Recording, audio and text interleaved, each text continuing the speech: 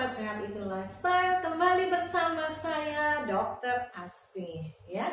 Saya adalah seorang dokter akupunktur. Nah, pada kesempatan kali ini saya akan membahas tentang akupunktur untuk penurunan berat badan.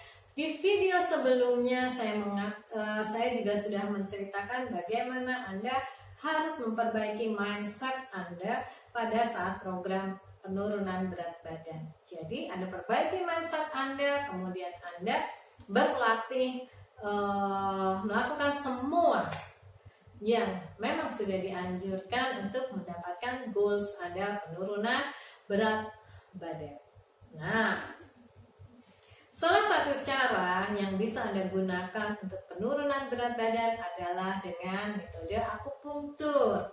Akupunktur untuk proses penurunan berat badan biasanya tujuannya adalah satu, meningkatkan metabolisme di dalam tubuh Anda ya. Ketika metabolisme di dalam tubuh Anda ini terganggu, maka Anda bisa menjadi lebih kurus atau menjadi lebih gemuk dari sebelumnya. Nah, kalau akupunktur kita bicara tentang yin dan yang. Ya, kita bicara tentang energi, kita bicara tentang qi yang ada di dalam tubuh Anda. Ketika terjadi ketidakseimbangan antara yin dan yang di dalam tubuh Anda, maka Anda bermasalah dengan berat badan Anda. Kalau yang gemuk, biasanya terjadi yin defisiensi.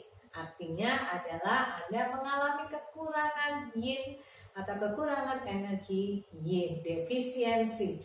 Jadi harusnya semua ini seimbang di sini ya. Ini adalah garis keseimbangannya.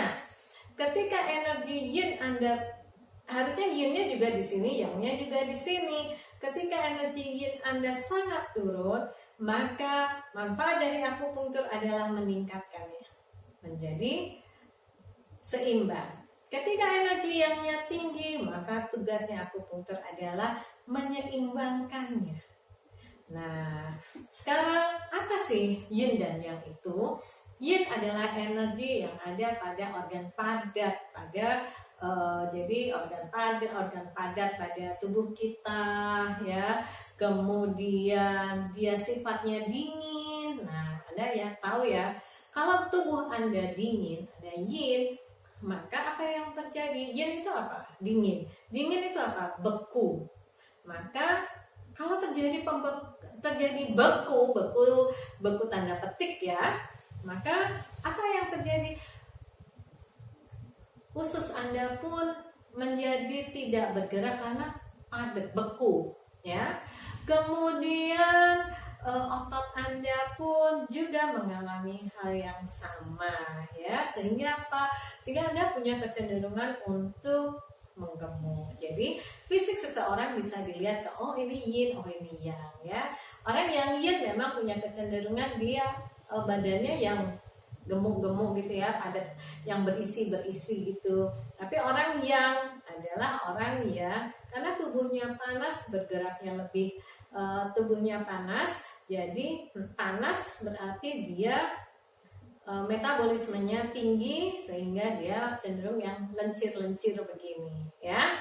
Itu orang yang biasanya. Nah, kalau orang yang yin itu ini seperti jempol. Dari antara ini, nah kalau bentuknya seperti cenderung gemuk, maka dia yin. Nah, kalau Anda melihat saya ini yin ya, dengan bentuk tubuh seperti saya.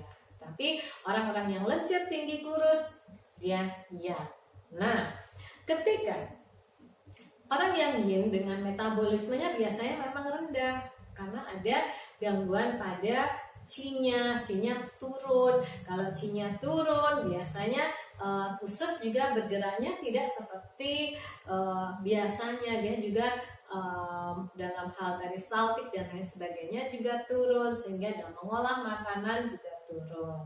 Sehingga apa yang terjadi? Yang terjadi adalah kegemukan. Nah, overweight ya, biasanya orang-orang yin. Nah, overweight sampai obesitas.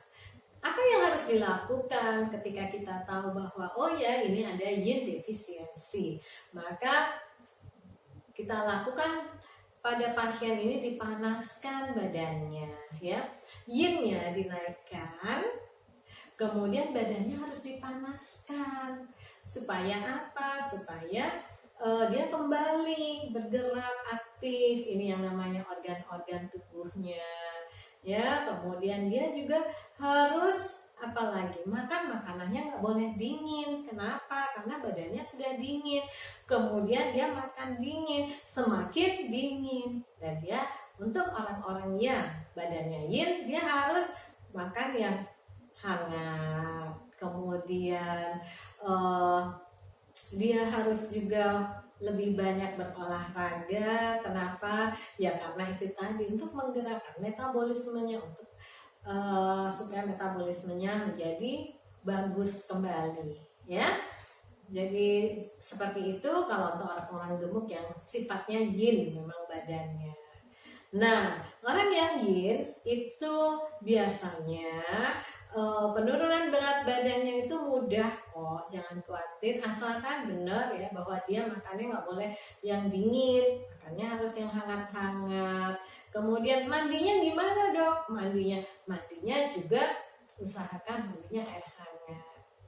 Nah, kemudian apa sih makanan yang dingin yang boleh dilakukan? Anda tahu kalau sayur itu sifatnya dingin, ya.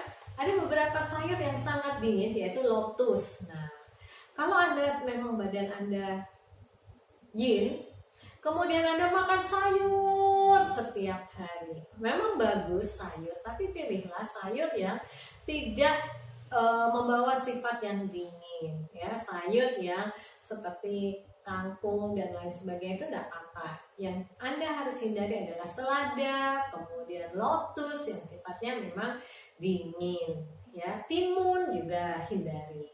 Nah, supaya apa? Supaya badan Anda nggak semakin yin, sehingga metabolisme Anda bisa meningkat dan membuat Anda turun berat badan. Nah, dalam hal kalau di listrik juga begitu. Ketika Anda yin, maka saya harus membantu Anda untuk tonifikasi, dinaikkan ininya, ya.